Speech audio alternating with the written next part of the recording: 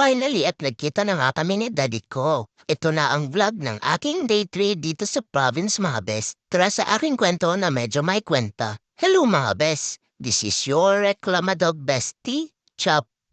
Pagising namin na umaga ay binihisan ako ni mami ko at nagpaalam na ako kay Lula. Sumakay kami ng tricy hanggang Lingayen at nag-transfer kami sa bus papuntang Dagupan. This is the day na magkikita kami ni Daddy. Pagdating namin ng SM Dagupan mga bes, nandun na nga si Daddy at naghihintay sa akin. Namasyal nga kami ng konti dyan mga bes at syempre picture-picture din. Hindi na ako humiwalay kay Daddy ko. Dito na din sila kumain sa SM Dagupan mga bes. Pag Christmas nga mga bes ay magkasama kaming tatlo. Tapos pag New Year naman ay kanya-kanya silang nagsiselebrate kasama ang kanilang pamilya. 2 days ako sa poder ni mami ko at 6 days naman ako sa poder ni daddy ko. May ilang viewers din akong na-meet dito sa SM Dagupan mga bes. Nice meeting you mga bes. Hindi pa ba magbababay si mami? Gusto ko nang umuwi kasama si daddy oy.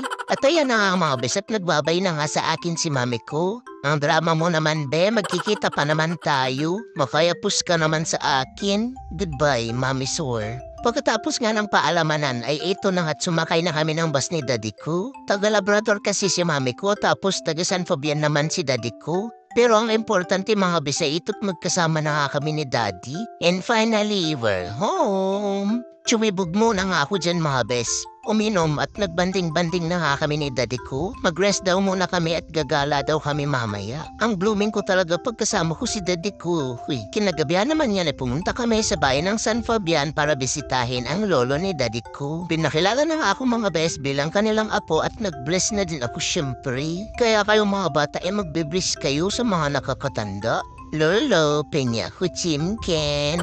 Pinakilala pa ako sa ibang kamag-anak ni daddy ko. Saka ako inutusang magkindo mga bes. O, bawal ang utang dito. Yung mga nagkakautang biglang nagkaka-amnesia. Nakakalimutan magbayad.